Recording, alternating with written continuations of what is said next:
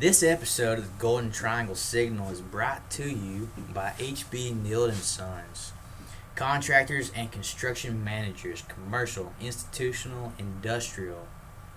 HB Neild and Sons Construction was formed in 1932 in Beaumont, Texas. The founder, HB Neild, was an immigrant from Liverpool who came to America with drive, tenacity, and vision. What started as a family business became an enduring legacy of excellence in large-scale commercial and industrial construction.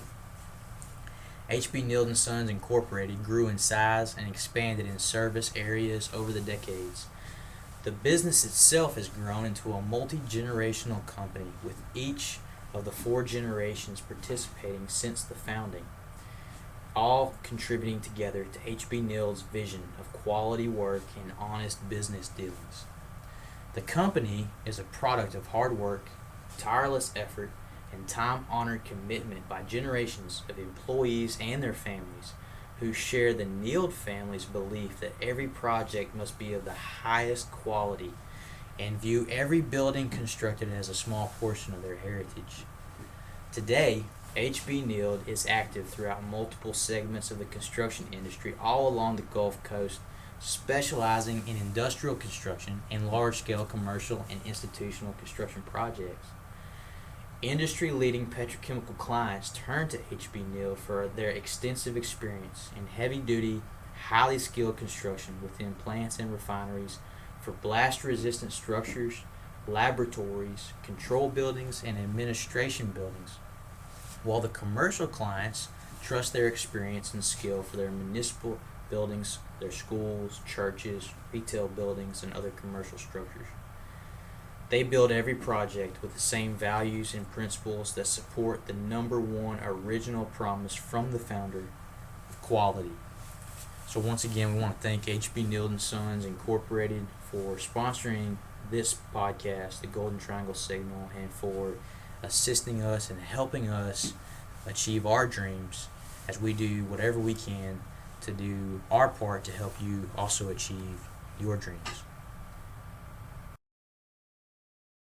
Come on. All right, so now we're rolling again. For everybody out there, Stephen Maxwell just fat-fingered everything he was doing on the computer screen, and I think we got the recording set off straight now. So one more time, Josh, thanks for being here. Absolutely. So this is our take 2. So if anybody, has clicked on this link or looking at this podcast or listening to this podcast, first of all, kudos to them, wanting to better themselves or wanting to find out more resources, information on, how to become or what is it like in the workforce today. So, yeah. Excellent. So I'm trying to regain my thoughts, man. I'm trying to get back on track here, back in my swim lane. The so Josh, one thing, big reason why I wanted to get you over here and get you on this was you got a pretty unique background, especially going from, say, graduating high school through school into the military. And then back into the engineering world, now engineering business leadership. So that's kind of where we were headed a minute ago. Mm-hmm. And just kind of, why don't we start from say high school graduation and kind of fill us in a little bit on your background and kind of your path, your Sure. particular path. So first of all, I don't feel like I'm that old. My kids would probably tell me differently, but I graduated high school in '96, which puts me at 42 years old. So, again, I don't think I'm that old. But so it's a world of difference, though, than it was in '96 than it is today for the kids that are graduating today, the young men and women that are trying to make that decision on what the heck to do with their life. Right. So, in the late '90s, if it wasn't in a book or in a newspaper, or if somebody didn't tell you about it, you really didn't even know what was out there. So again, kudos to you if you're listening to this. Hopefully this can enlighten you on, things that are taking place today in the industry, things that are taking place in the engineering world. So I graduated high school in '96. I went to the military academy at West Point. From there, first of all, I wasn't accepted my first year out of high school. Set me back. I went to McNeese, had a great time, drank a lot of beer. There you go. You know, experienced the college life, I guess, for one good year, and then I went to West Point. I knew I wanted to go into the Army. Right. My dad, growing up though, wouldn't told me and my brother, we weren't allowed to enlist. We had to become an officer. Okay. Well, the way to become an officer is either through ROTC, through a lot of great universities. You could do OCS after you enlist, or you can go to one of the military academies. And so I chose to go to West Point mainly because I enjoy leadership. I enjoy leading people. I knew I didn't want to be a technician like in the Air Force. I didn't want to be a technician on a Navy sub or a Navy ship. I wanted to be with people and leadership of people, and I knew that's what I wanted to do. So I chose to go to West Point. From there, I went active duty in the Army. Was deployed to Iraq in 2004.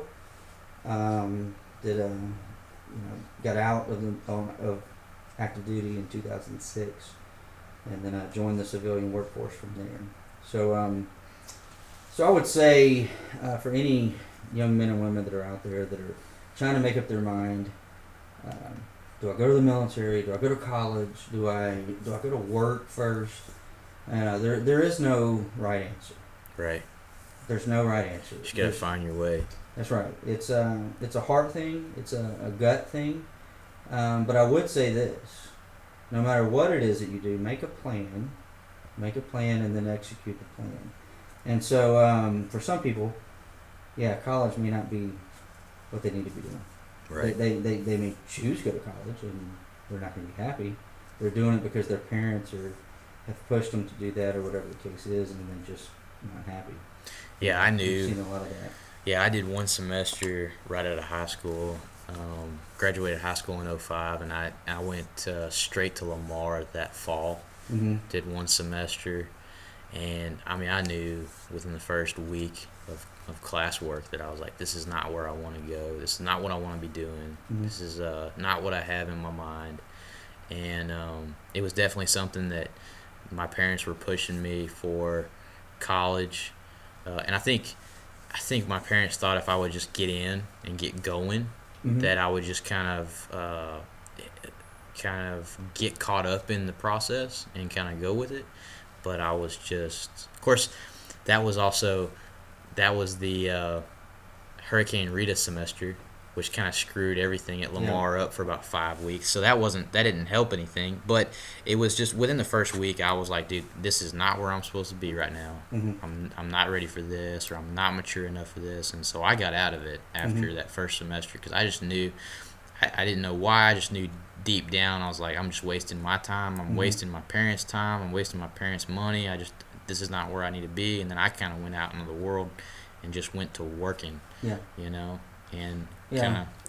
So, I look back at my time in the military, and I look back at and I've been asked that 100 times probably after leaving the military, do you regret going in?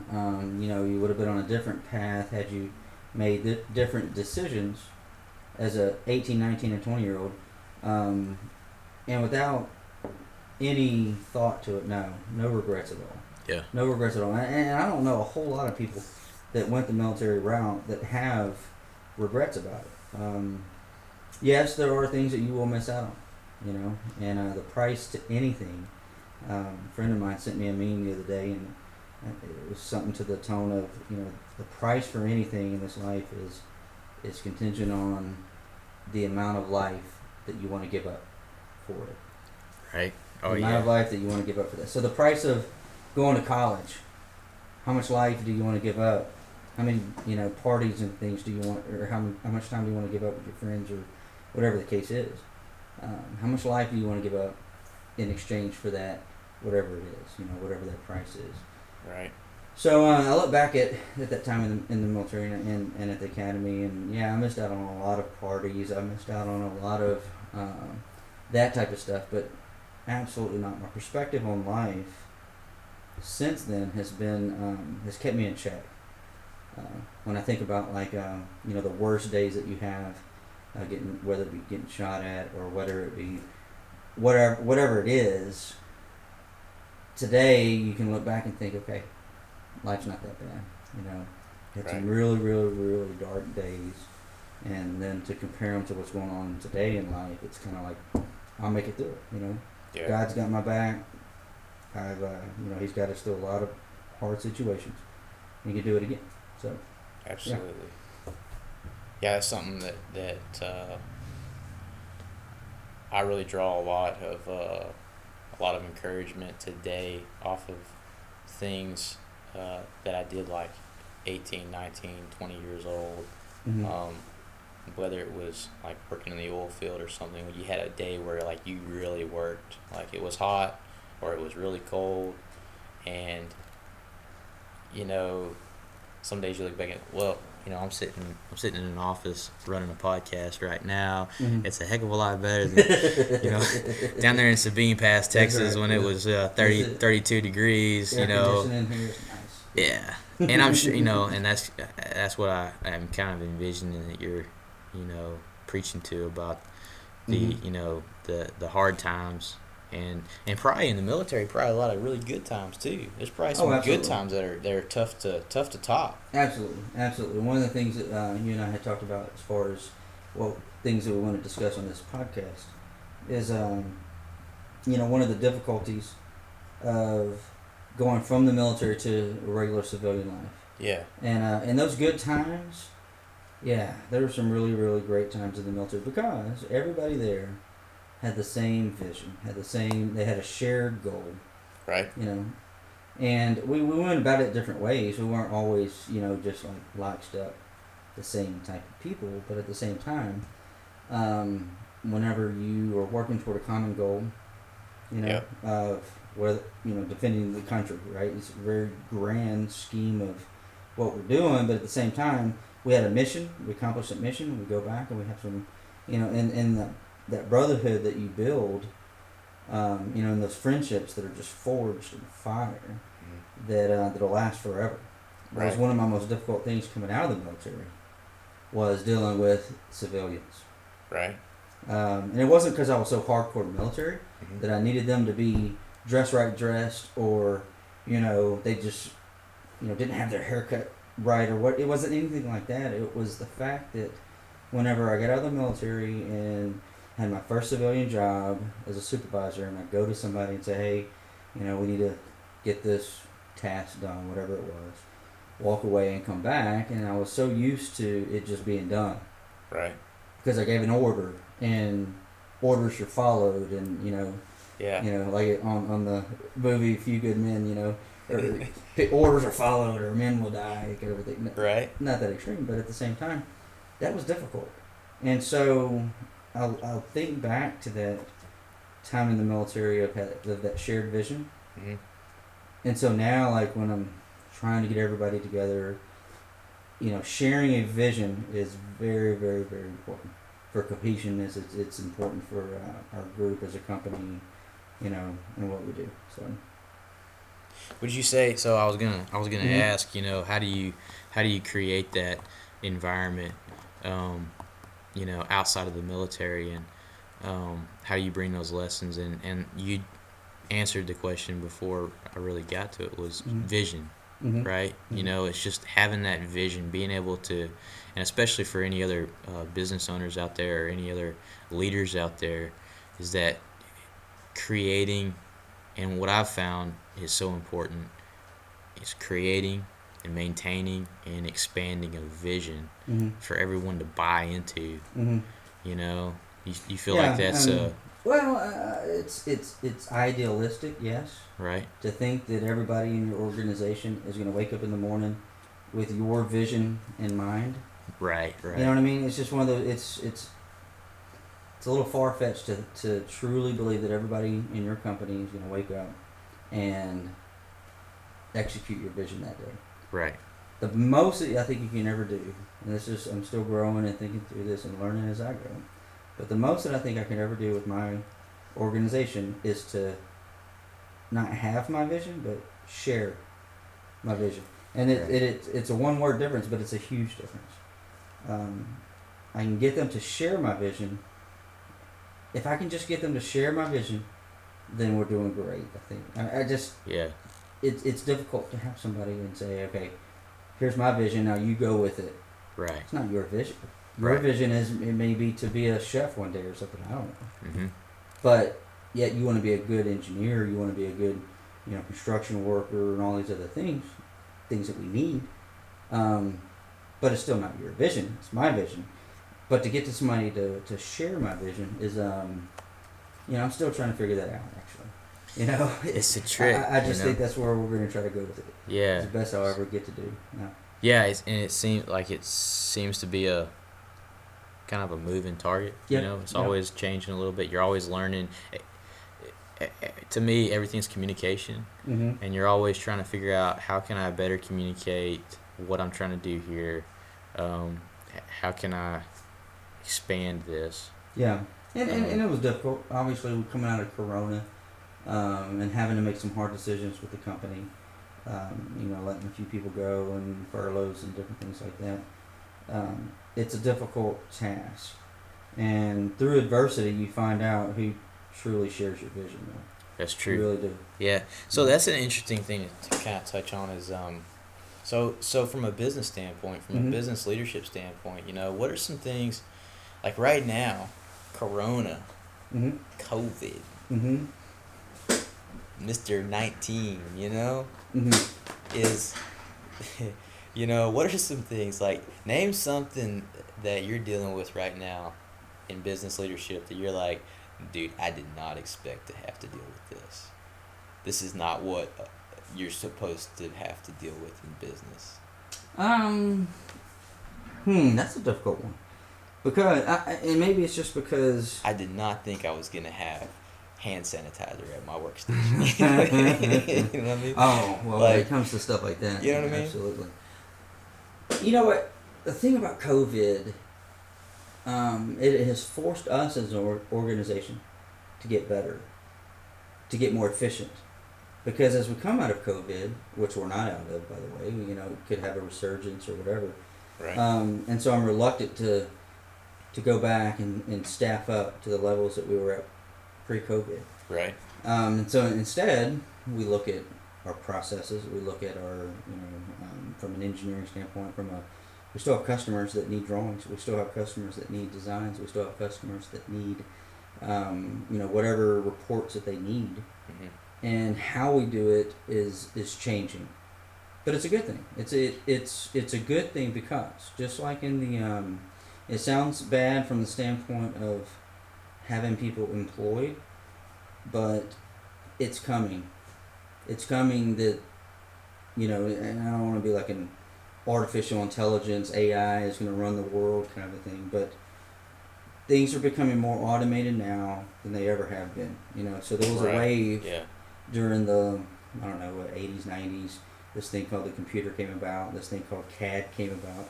Yeah. Where we talk about draftsmen, and they went from, let's say, maybe 12 at a workstation down to 2. Right. With this invention of CAD and automating the design process. And CAD being the computer automated design.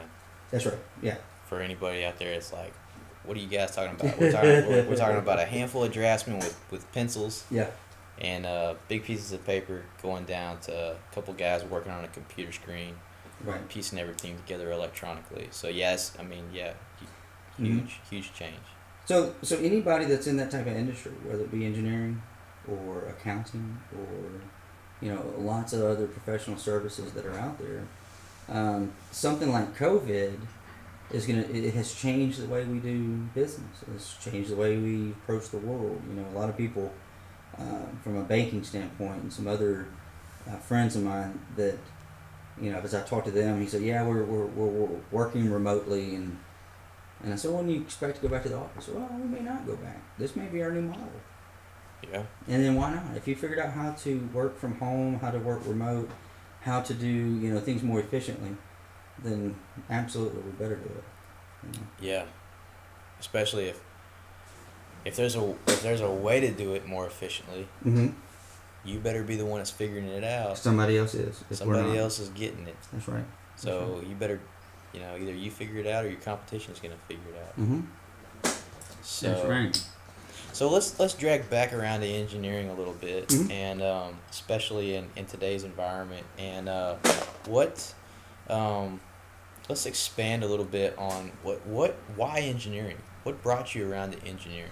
Okay. So, yeah, from I guess early age, Okay. I'd get a new toy and want to take it apart, Hmm. put it back together if I could. Most of the I was probably only 50% successful putting it back together. But I just knew from the time I was a kid. And now as I have kids of my own, I watch them and watch how they grow up and watch their interests and personalities. And not everybody's the same, and it's definitely true with my own kids that one of the three girls may be an engineer, maybe. The other two, I've already given up hope. They're not going down that route, and I'm just going to have to support them in whatever they choose to be. And so just, with a young man or woman trying to figure out what they're going to be in life, and you think of words like, oh, you want to get a college degree, you want to become a lawyer, a doctor, an engineer, whatever it is that you think you want to be. Mm-hmm. I would caution that, especially in today's day and age, that there's going to be some trades that are going to be needed. So if, just like what you said earlier, after a year of college you figured out, hey, I need to go work somewhere. Yeah. Right? This just isn't for me. And there's a lot of trades that are out there today that will not be able to be automated. As we get better Right. in these processes, True. I don't care how good we get, you cannot automate plumbing. Cannot do it. Yeah, that's absolutely. Right? So Yeah.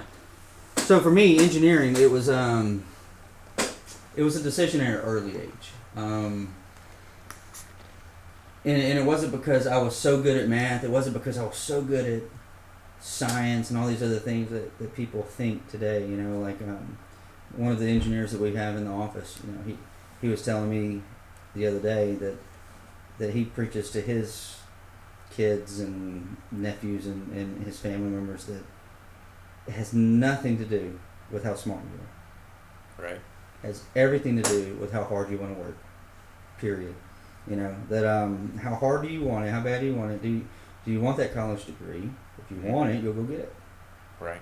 Mm-hmm. That's something I want to grab onto before it slips away from us is the work ethic, and a lot of people think that I'll go get a college degree, I'll go get a bachelor's degree, Mm-hmm. and I'll go work in an office at an engineering firm, or I'll go be an accountant, or I'll be a lawyer, whatever, and I won't have to work hard. Yeah. And it's like, well, you won't be out on the end of a shovel Right. digging holes, Mm-hmm. for 10 hours a day maybe, but you're going to be in the workstation Yeah. working 10 or 12 hours a day if you want to be successful. Like, if Definitely. you want to make it through college, you're going to have to work, Yeah. 12-hour, 14, 16-hour days. If you want to have decent grades, you're going to have to work 7 days a week at your grades.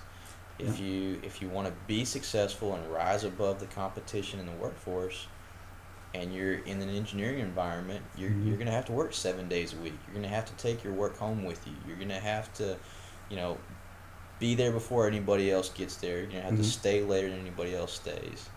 Just because you're not doing a physical, manual labor job doesn't mean you're not going to have to work. Doesn't mean you're not going to show up and do the job and work Right. harder. It's just, it's not going to be physically demanding, Yeah. I mean, Elon Musk is very popular for saying in a lot of his motivational speeches and things, if you see him online, that working hard it's a virtue.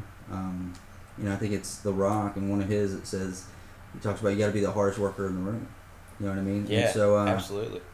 I truly, so the mindset that I have is this, that if there's a new engineer coming out and he wants to come work for me, he wants to come work in our organization, and he has that, or he or she has that mindset of, I want to be an engineer, just like you said, so that I can come to work at 9 and leave at 5, or, I want to put in my 8 hours and 40 hours of work week, and then I can have my own life and all that kind of thing. I don't want them.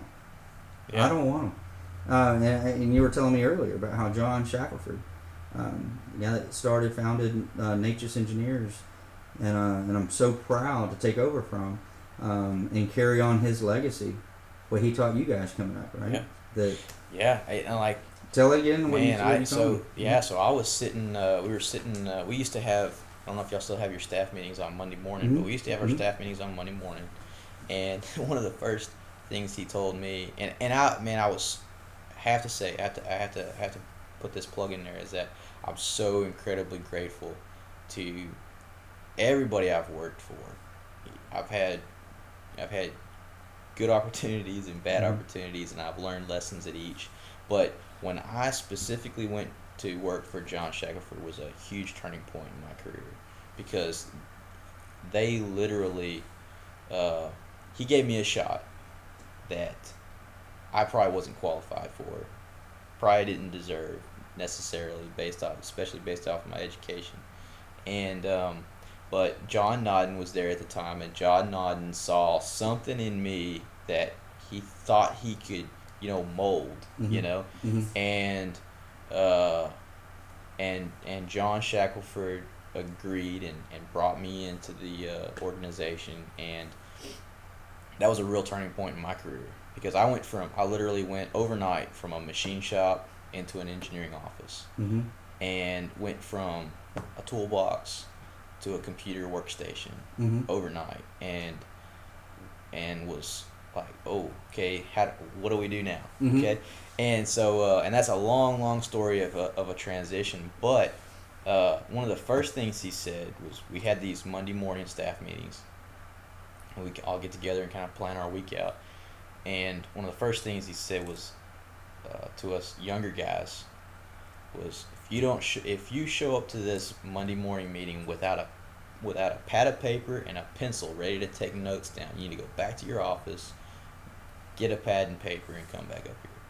And so, right away it was instilled, like, be ready, take notes, listen to what's going on, take a record of what's going on, be ready to ask questions and answer questions. And he and then he told us, at somewhere along the line, he said, if you're not the first one in the office and the last one to leave, you're not going to be successful. And if you don't leave with a book in your hand and take your work home with you and study whatever you're working on, get a textbook on it, go home and study it. And I won't say that I did that religiously or anything, but that planted a seed in my mind, of like, hey, this is what, this is a man running a company who knows what it takes, telling you what it takes. Show up early, go home late, take the material home with you, study the material at home while you're sitting on the couch or whatever. And, I used to take whatever we were working on, I would try to find some kind of literature on the project that we were dealing with at the time. And I would take that with me to the gym, and when I was at the gym working out and taking a rest period in between sets or something, I'd sit down and look over, the material that we were working over, and just try to familiarize myself with it, because I kind of, and I think part of that was me not having the education behind it. I just had an associate's degree. I didn't have an engineering degree or anything, and so I think I kind of felt like I needed to really study up. I think I felt like I really needed to make sure I had a handle on what was going on. I didn't feel like I couldn't learn it. I just felt like I needed to really do the work to prove myself, and so yeah, it was. That was one of the most. That was one of the two most important things that I've got in my professional career was take a book home with you at night. Whatever you're working on, take a book home on that subject. Go home and study it. Yeah. So. Yeah, and so I think one of the questions that you had asked me as we prepared for this podcast was what are some things that as you get a new engineer into your company, what are some things that you look for? And obviously there's some technical skills that I assume they would have, right? Right. But even more important than a technical skill is that work ethic, and it's hard to size somebody up before they get to your organization of what kind of worker they're going to be. Right. It's just a difficult thing to see. But more important than anything is how hard are you willing to work for it. You know, Right. because education is expensive, no matter how you get it. You can either go to college and do it, or when you go to work, you got to put in time to get it. Right. Bring those books home at night, come in early, whatever it is. You know, and that's another John Shackelford-ism, you know, that he tells me all the time. Education is expensive, no matter how you get it.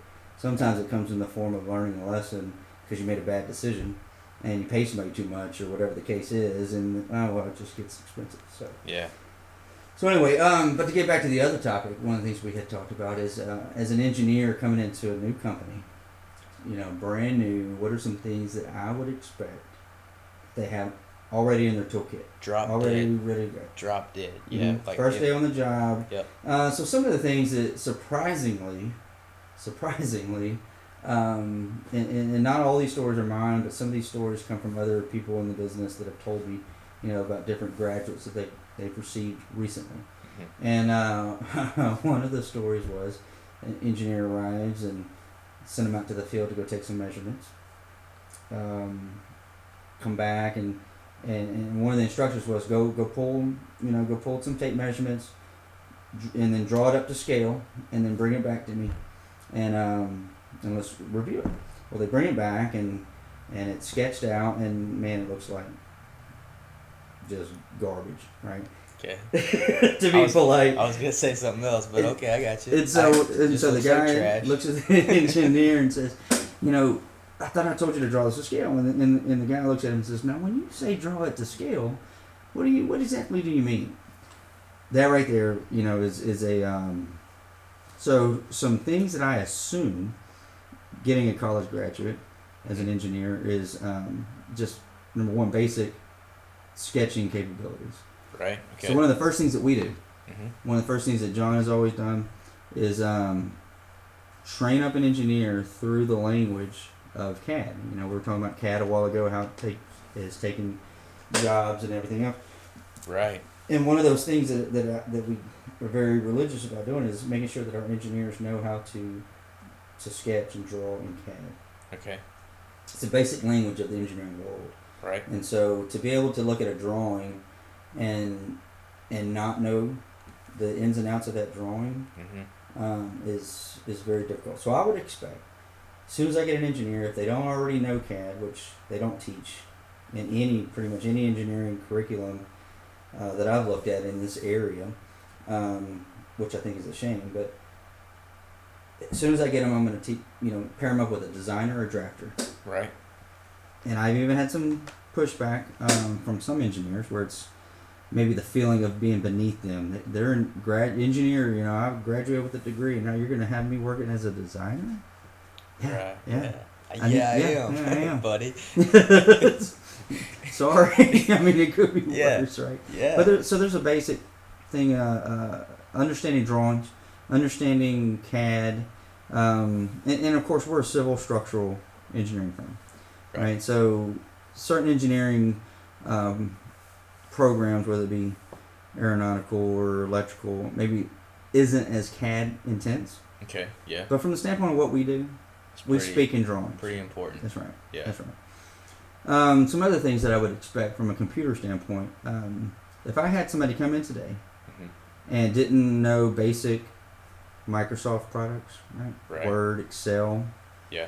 Excel really even more so than Word. Yeah, spreadsheets are pretty popular in the industry for sure. Yeah, yeah. So if I'm out there and I'm about to be a college graduate, I'm in my senior year and I don't know Excel, you're in trouble. You're in trouble. If you're listening to this podcast, go Google search and do a YouTube, whatever it takes. Learn. You can't read a tape measure. Yeah. You need to go to the hardware store and get you a tape measure. Go get a tape measure, learn how to draw to scale, and learn Excel. Those would be two fundamental things that I expect that you already know. I just take that for granted. See, and it's like, you know, there's a lot of like people talk about so when you came here for this podcast, when you showed up at the office, earlier this afternoon we texted. We said, hey, 5:15. Mm-hmm. Show up at the office at 5:15. I'll have everything ready to go. We'll go from there. You're here at 5 o'clock. Mm-hmm.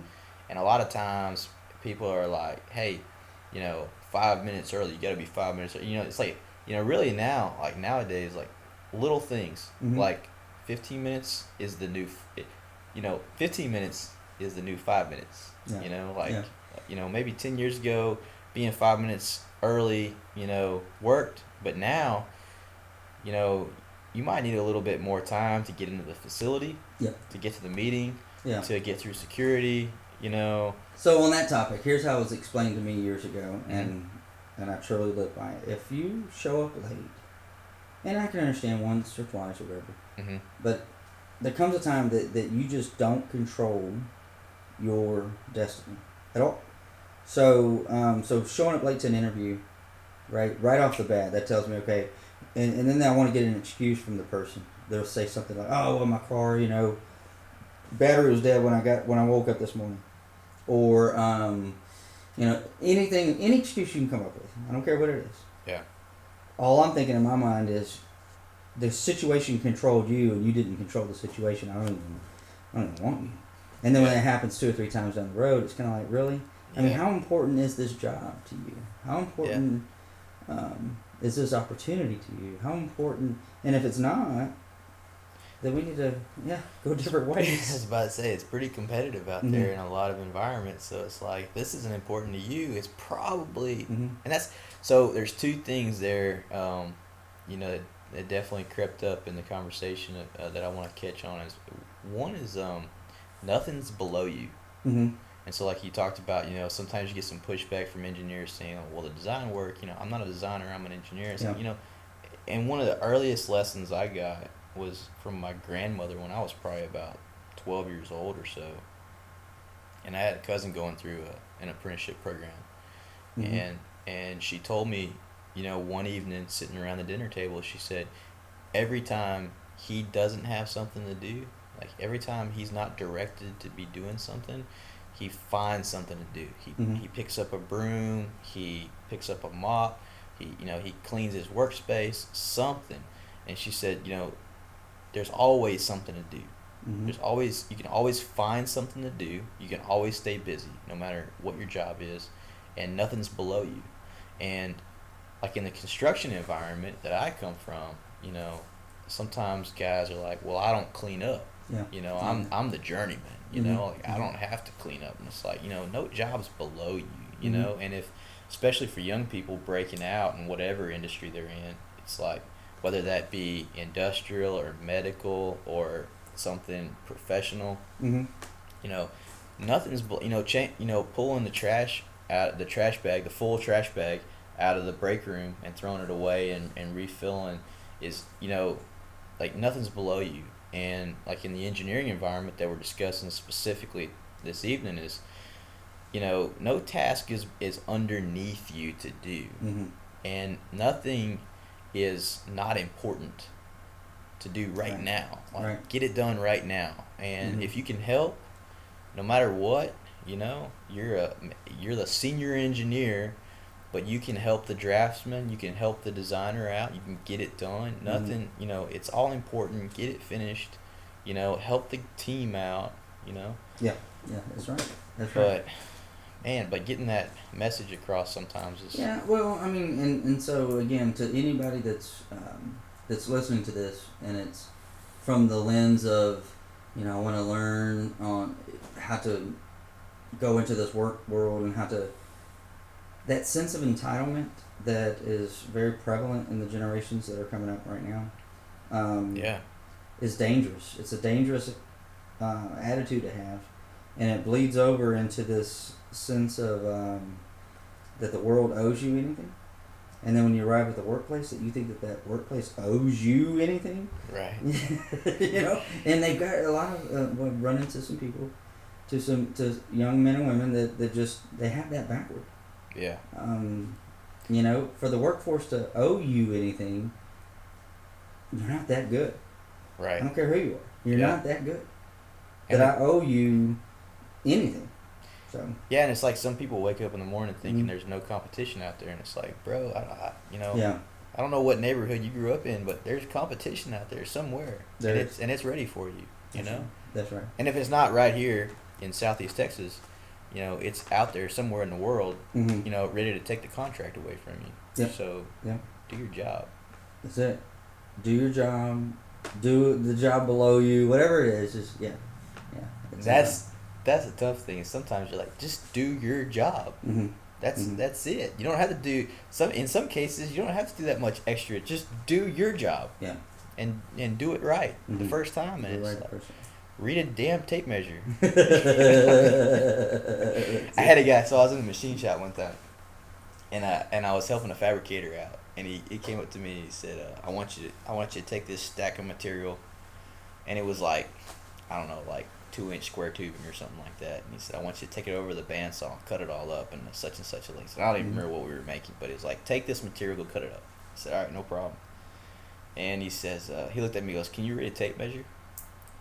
And I looked at him with like this, like blank stare. I said, can I read a tape measure? What do you mean? And he said, look, I'm not being mean. He said, you have no idea some of the answers I get of people. He's like, some people can't read a tape measure. And blew my mind. I was like, what? Yeah, I was like, when I was 8 years old, my dad showed me how to read a tape. But it's such something simple like that. I couldn't imagine.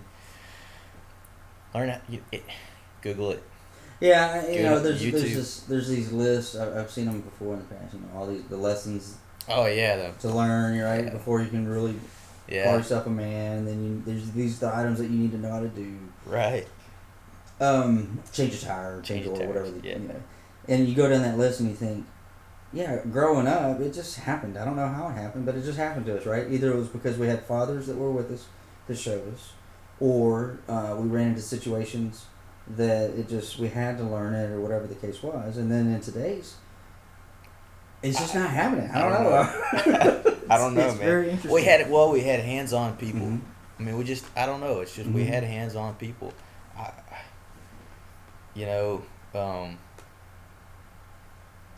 don't know, man. And maybe it goes. I don't know where it comes from. Really, it's just. I mean, my dad did a lot of stuff. And my dad had a really diverse background in disciplines. Like, he was, he had worked in a machine shop. He had gone to engineering school. He was a computer programmer. He had worked in a lab in a petrochemical plant. He, all these different things, and he was the guy who, did his own house remodeling. Did his own auto mechanics work, and built his workshop himself and poured the concrete himself. And so I guess partly, and I grew up in a family of tradesmen. I grew up in a family of craftsmen and tradesmen and farmers.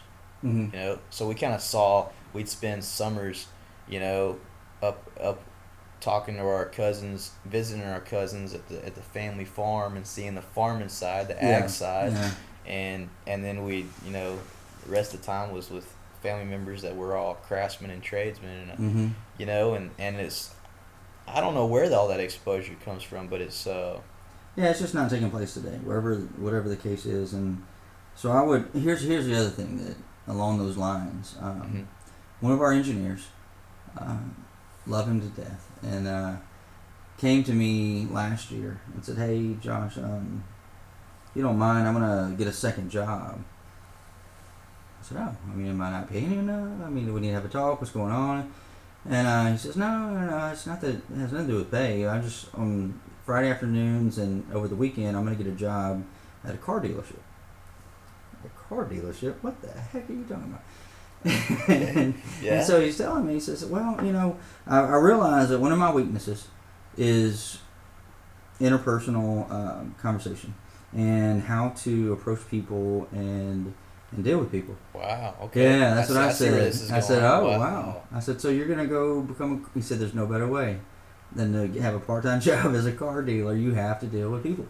And so that to me was so awe-inspiring that here's a guy in our and maybe proud that it's somebody in my own organization, but to see somebody of the generation that's coming up now, less than 30 years old, less than 25 years old, and identify a weakness like that and say, you know what, I'm going to do something to fix it. And that would be another lesson that, to anybody listening to this podcast would be, identify your weaknesses, right? And maybe talking to people. It could be, reading the tape measure, whatever the case is. If you know that you, and I guess it's difficult sometimes. People just don't know what they don't know, right? True. Yeah. Mm-hmm. So one thing that's really helped me out, especially the last 3 years, has been to go home,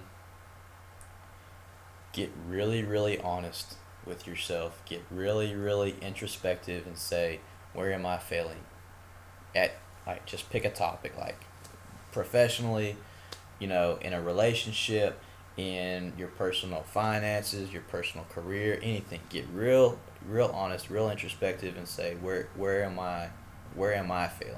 Mm-hmm. Where can I get better? Which sounds like is exactly what he did when he's, okay, one thing that I definitely know without a shadow of a doubt is I'm not good at communicating face to face individually with people. Yeah. How can I fix that? Mm-hmm. And that's definitely something I think that everybody, especially my generation down, needs to do is like, okay, where is it my fault?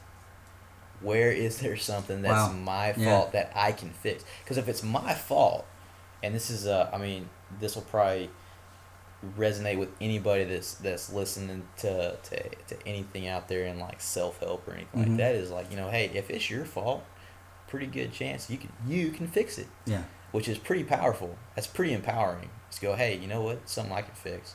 I'm gonna go learn how to sell. Mm-hmm. Mm-hmm. Like, I realized that I'm not a very good salesman. I don't communicate very well face to face. I'm not very good at interpersonal relationships. I'm gonna go learn how to deal with people face to face, within arm's length, talking to them, communicating with them. Yeah. And that's powerful, man. If you can figure that out, Mm-hmm. if you can get just decent at that, that's powerful. That is. That really is. I mean, there's a lot to think about.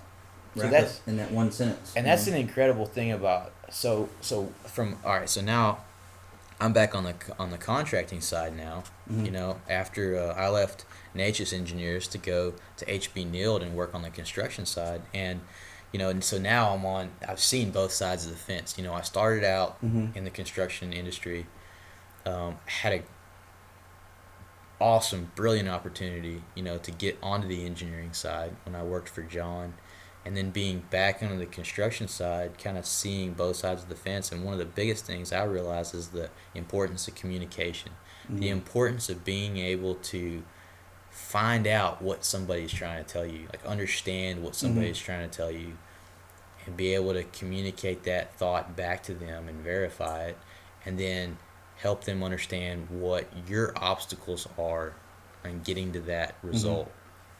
And what I've found, being on the construction side, now I'm the contractor dealing with the engineer now, and in a lot of cases, the engineer that I deal with is my client in a lot of cases.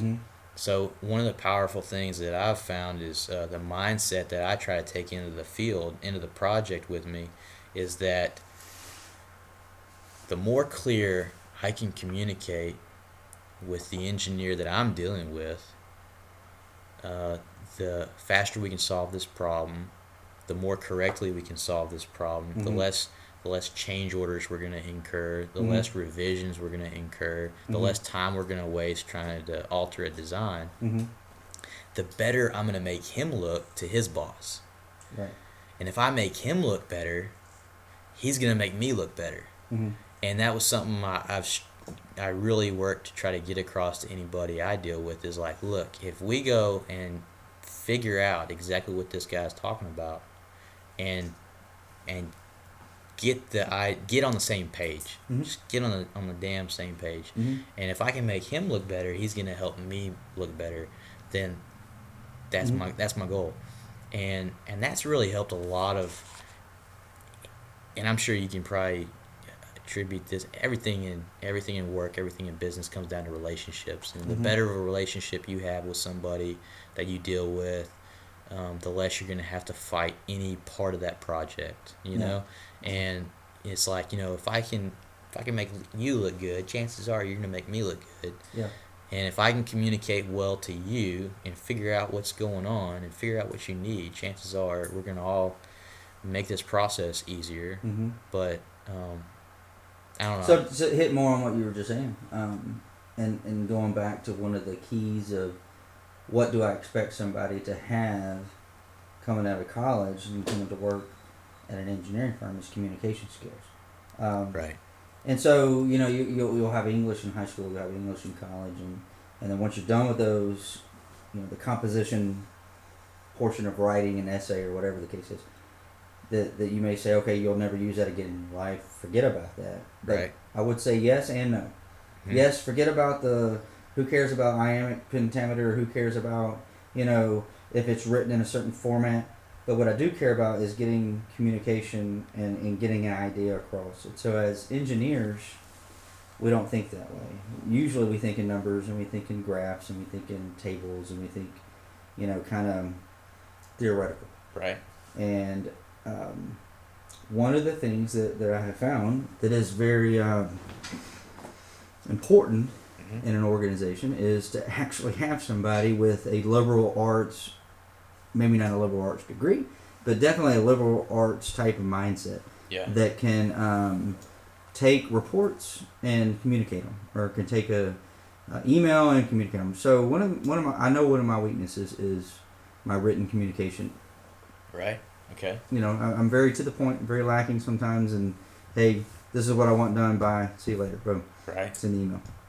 And so I'm very cautious to have, I send my email to my director of admin, and she'll review it, right? And she'll, okay, yeah, change this up, boom, send it back, and then send it.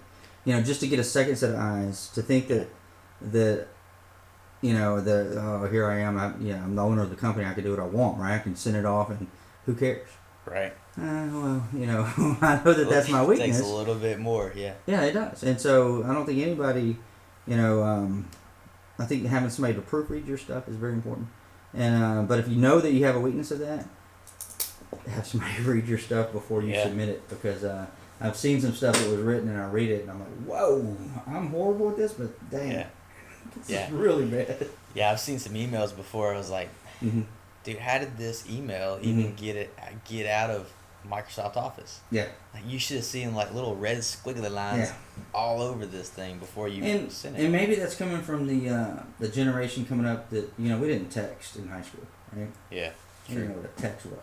Yeah. So a language of texting and a language of chatting and a language of it's become like this language, and it's filter that you're looking through. right. And so emails in the workplace are not text messages. No. This is not a time to and speak like that. And I think a lot of the stuff that you see stems from that growing up in chat rooms and growing up learning how to, the listener can't see me, but I'm motioning, typing with my fingers. He's tapping away on the keyboard, on right? the countertop. And this is how they talk. Yeah. No, I've struggled with that too, because like you said, I mean, we didn't have, I barely had a cell phone when I graduated high school, and it was barely had text capabilities then, not like what we have, in the smartphones now. And so it wasn't a lot of texting, it was a lot of phone calls. Mm-hmm. Wasn't a lot of email when I was graduating high school. Mm-hmm. Nobody was really transferring over to email real hard that I remember. Like, I never communicated with people on email. Yeah. I always communicated with people talking to them or face to face. Yep. And I can see what you're saying about how people coming into the workforce now, especially a professional workforce, need to be really conscientious of how they're communicating. Yeah. Is this a conversation that warrants a text message, or is this a conversation that warrants a little bit more explanation? Case in point. All right. Just happened a couple weeks ago, where one of my employees brought me in and said, "Hey Josh, I just wanted to show this to you. This is a text stream that we use a lot of the Google platforms, and so it was through a Google chat room. And this is a text string that took place between me and another guy in the office. Mm-hmm. So I start reading it, and the one guy's reading it out loud to me. And as he reads it, the text, he emphasizes different words. And I'm thinking, oh. So I just let him keep going, and he's reading the whole text string. And I went back, I said, let me reread the whole text string. And I went back to the beginning, and I read it the way I read it, right? And I emphasized different words. Yeah. And I said, how do you know that's what he meant? Pick up the dadgum phone and call the guy. You know what I mean? So, Yeah. but instead of sitting here, you just want to be lazy and chat back and forth. Yeah. And then you inflect, why did you do this? This was blah, blah, blah. And no, that's not what he meant. It's obviously not what he meant. To me, it's obvious. To you, it's not so obvious. So, Yeah. And that's a generational thing that we're dealing with, right? How True. we're growing up of how to communicate. Yeah. The ability to, hey, just pick up the phone and you can hear it in their voice, but how much easier So is it just to... important. Mm-hmm. Yeah. So when I first started at Natchez, Mm-hmm. the engineer in the next office over had a like a kind of a halfway kind of a banner or a poster with like I can't remember now if it was 7 or 9 or 10 rules or something like that, but Mm-hmm. he had a poster of engineering rules, right? Mm-hmm. And one of them, I don't remember any of them except one rule, and it was goal, GOAL, go out and look. Ah, love it. And Yeah. and that always stuck with me. I've never written that down. Mm-hmm. I don't have it in my notes anywhere, Mm-hmm. but I saw that every day. I saw that poster every day. That's the only rule I remember out of the entire list of rules, whatever he had. Maybe he had 12, 15, Mm-hmm. I don't know. But there was that one rule that stuck with me. And a couple of times he referred to it. We would be working on a project, and somebody would ask, what size is this vessel, or how tall is this tower, or Mm-hmm. whatever. And he would look at me, and he'd say, He'd point go it out out. and look, Yeah. and that, that kind of bleeds into that a little bit. Is like, Mm-hmm. hey, you got a question, and the person that can answer this question is down the hall from you. Yeah. Like, maybe you need to get out of the chat room, Yeah. get off the Mm-hmm. cell phone text message. Maybe you just walk 50 feet down the hallway Yeah. and talk to this guy face to face. And that's what I try to do a lot. I don't even like using the intercom in the office. I have a Yeah. question that I want an answer to. Yeah. I'm gonna get up, I'm gonna walk across the office to you, and I'm gonna say, hey, what exactly are you looking for? What exactly Mhm. did you ask when you sent this email? Socially distanced, of course. Yeah, I'll be at least 6 foot away from, I mean, There you go. so, Oh, all right, so goodness. all right, we'll make a joke out of that one. So, I mean, who came up with this whole 6 foot social distancing thing, Because, like, I don't know, but... I'm 5'5", man. Mm-hmm. Mm-hmm. Do I have to social distance? Like, my lung capacity is not the same as somebody that's Yeah, like 6'7". I don't know. Some I can't people- cough as far as like a big guy. That's a good point.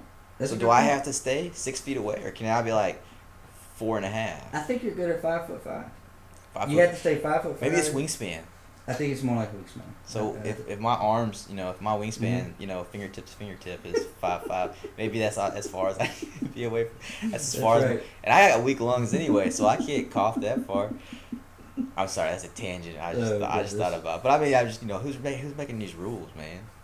I know it. No, 6 don't foot. get. Yeah, we're not gonna get started on that kind of stuff.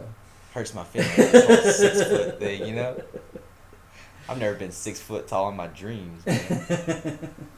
That's right. All right, back to engineering. So Yeah. all right, so we talked about try for anybody out there, industry related topics, and we've touched base on some of the basics of if you show up at the work site right out of college, better be able to read a tape measure. Mm-hmm. You better be able to sit down and communicate via email, via Mhm. text message, and be understood. You better be able to Excel, Microsoft you Excel. better be able to use If you can- Microsoft yes, Excel, please. build a Mhm. spreadsheet, Build a spreadsheet. make a graph, download a picture, Mm-hmm. like Yeah. okay, There's some simple basic shit. things. And, Show up on mhm. time. Oh yeah, and those things go without saying, of course. Yeah. show up on time and We hope they do. dress the part that you want to be.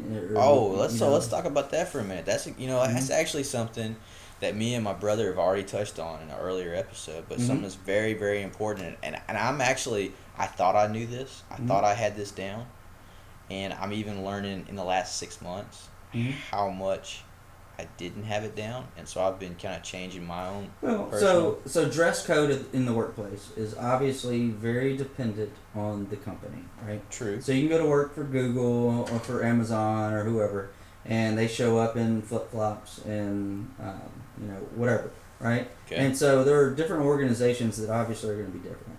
Right. Okay, but we're talking about an engineering firm. We're talking about a professional environment. We're talking about people that are going to be exposed to clients and whatnot. And so there is an expectation, even in the construction world. So, but again, anybody that knows Nature's Engineers knows that we are a different type of company when it comes to, dress code, when it comes to different things like that. But obviously there are some professional limits to it, And so, you wouldn't be surprised if you come to our office and people are in jeans. We're not going to be in khakis and button-ups. We're definitely not tying and a suit and tie or a jacket kind of a thing, right? Yeah. But, and there are organizations out there that push that, and that's fine. It's a whole nother culture that, that I don't really want to get into. But there's certain things, and so wrinkled clothes. Yeah, it kills me. Especially shirts. I mean, it doesn't necessarily have to be a collared shirt kind of thing, but if you show up and it looks like your stuff just came out of a laundry basket, again, you did not control the situation. You did not control, you're just kind of one of, and I get it. I mean, there's some people that are out there that are like that, sloppy. Right. Yeah. But it's going to reflect in your work. Yeah. And I've yet to meet somebody that had a wrinkled shirt that had good handwriting. Yeah. Yeah, and it's hard to find somebody that's got bad handwriting that has a really good, well-written email. It's a direct correlation. And it's that whole, it goes back to that, how you do one thing is how you do everything. Which is, I hope anybody catching this audio would latch onto, is how you do one thing is how you do everything.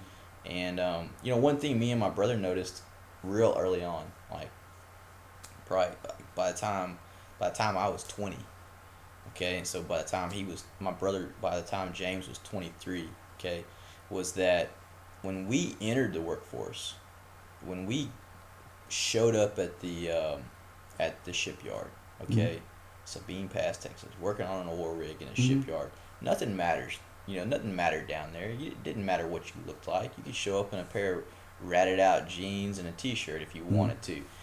We showed up in button down, long sleeve work shirts. We showed up in jeans, in work jeans, dungarees, carpenter jeans. Like, we showed up ready to work. We showed up in the clothes that looked like we were professional at what we were doing.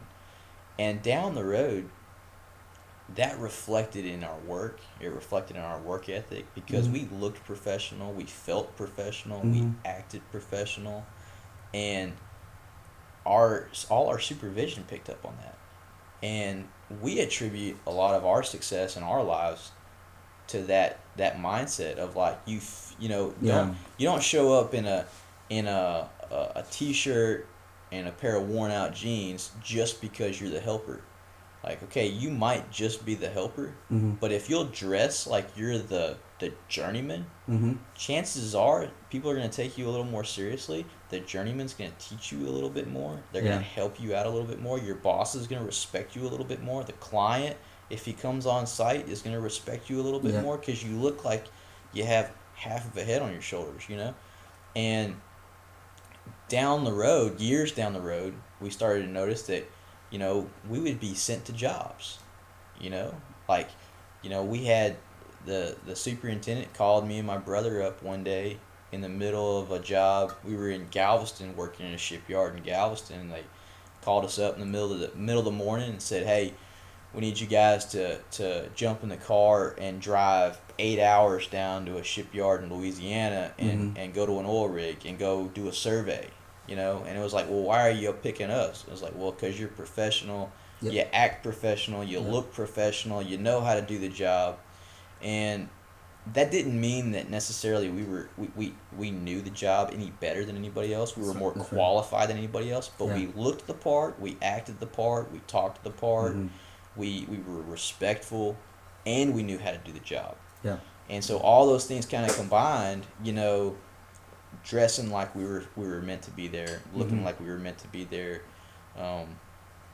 sloppiness down to even like, you know, you see guys, it's like, look, like in my, this is a personal pet peeve of mine. It was like, either you have a beard or you don't have a beard. You know what I mean? And I hate to see, I hate to see this like halfway in between like bullshit of like, I kind of want some facial hair, but I don't really want to have a full beard. And it's like, dude, bro, you're either clean shaven or you got a beard. Yeah. You know what I mean?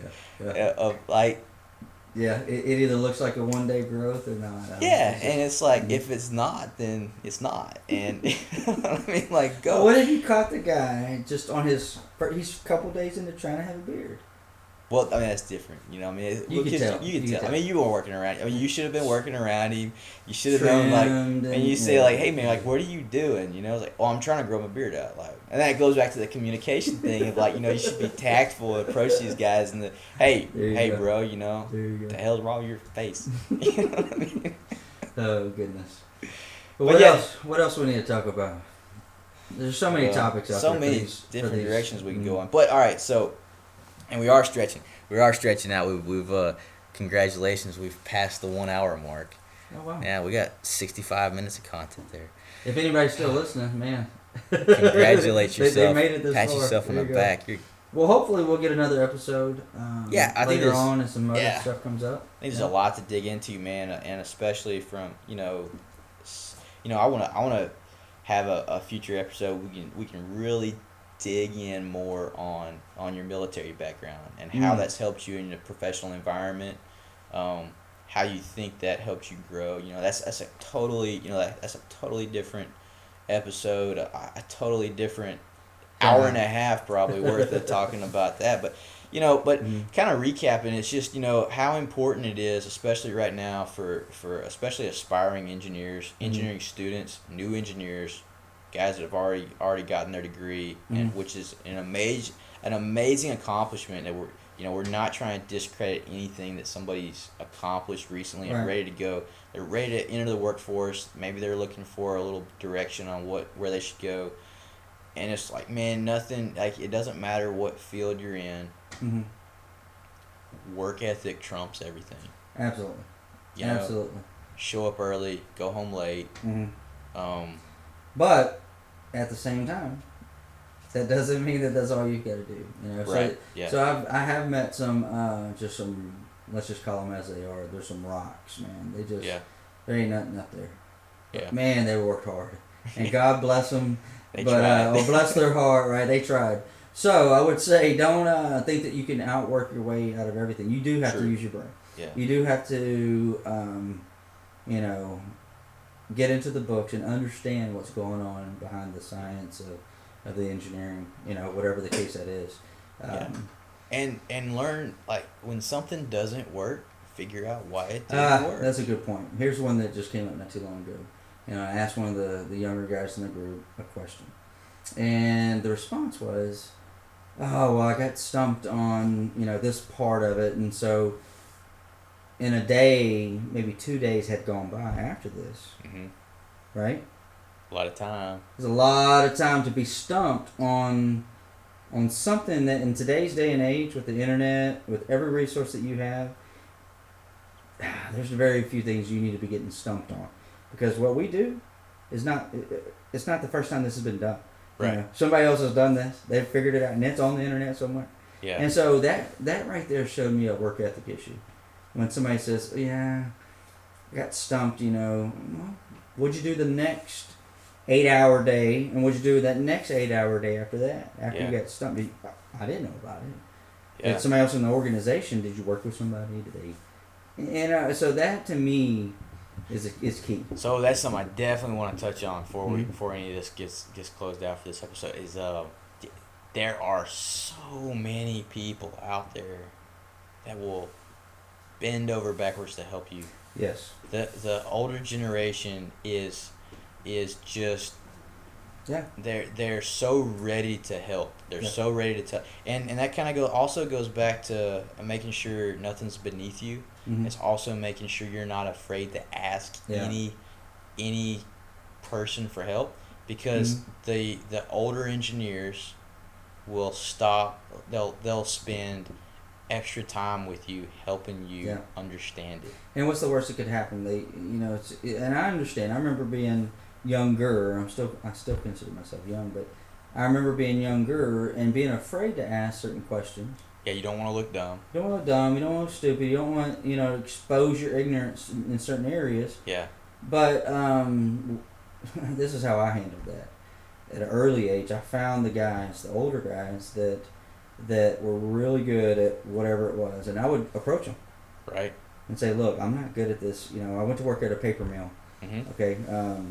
And I didn't know anything about a paper machine. I didn't know how it worked. Didn't know anything about it. And so I approached one of the senior maintenance guys on the paper machine and made a deal with him and said, look, any question that you have, computer or on your cell phone or any of these technological that some young punk knows how to do, I promise you, I will not make you feel stupid about any of it. You come to me, ask me about it, and we had that deal. Yeah. And so, and it was just understood that he would never make me feel stupid about asking a question.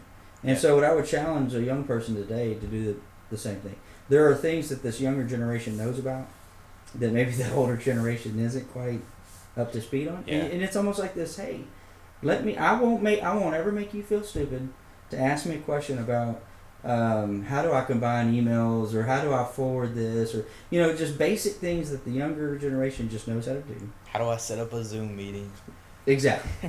Right. But if you've got to deal with trust, that trust and reciprocity in the work environment, man, is so. If you can, if you can get a handle on that, on top of getting a handle on communication. Yeah. And I've had, in my personal experience, you don't want to go ask somebody and look like an idiot. Like you don't want to look like you don't know, especially like say, when I transitioned back into construction on more of a leadership standpoint, like you don't want to go to the guy in the field and look like you don't know what you're doing. Yeah. But it's like, hey, you can either ask his advice now and help everybody out, or you can hold out until you fail and look like a complete idiot and hurt the whole project, hurt the whole team.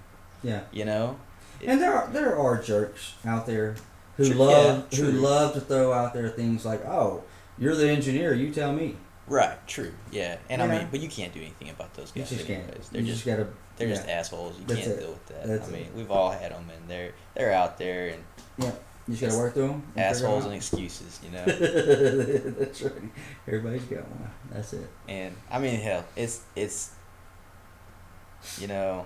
amazing how much just being honest and being humble, how far that'll get you. That's right. Hey, you know what? I don't know this answer, and I'm humble enough to ask you for help. I'm honest enough to admit that I don't know how to do this particular thing. Maybe there's something I can help you with, and we can both move forward. Yeah. It's key. That's a key. I think we just figured it out, man. No, really. I'll write that one down. No, really. And I'm the same way. So any kind of young person listening to this, don't be afraid to ask questions and go find a mentor. It's key. Yeah, for absolutely. you to have somebody that you can go to, right? And I have somebody I can go to, and then all these people. We all have people that we can go to and ask these types of questions, and so you gotta have that. The other thing too is that I've been really, really fortunate in my experience, and I'm sure gauging off of all the conversation that you probably have been extremely lucky as well as I have of finding really good people to work with and work for. Yeah. But an interesting point for anybody really young out there getting started is that you're never going to know that right off the bat. Yeah. Like you're never going to know you're going to work for the right person you That's know. right. And sometimes maybe you might go a couple years down the road before you realize you went to work for the wrong person. Mm-hmm. But there's still a lesson to be learned. Absolutely. Whether it's the right person or the wrong person, there's still a lesson to be learned from that boss or that leader or that supervisor. And, you know, maybe that's the right place for you to be right now. Mm-hmm. You know, and maybe you get into a bad situation where you're like, man, I don't want to work here. I don't feel like I'm making an impact. It's like, yeah, but maybe you're learning something that you're supposed to use down the road. And maybe, you know, maybe you're ready to transition somewhere else, or maybe you're going to transition somewhere else in a few months or a few years. But there's even if it's a really tough boss, or even if it's a really tough environment, there's probably something you can learn if you just, you know, make light of the situation. Yeah. Work hard, do your part, do your job. Make sure your part is covered. Mm-hmm. And then when you find the opportunity to go to a better place, go to a better place. But like, you know, even some jobs that I look back on in my early 20s where I was like, man, that was a tough place to work. I still learned a lot. Yeah. You know? And it makes you appreciate when you do find somebody that's good to work for. Mm-hmm. It's like, yeah, it really, really makes you appreciate, like, man. Yeah.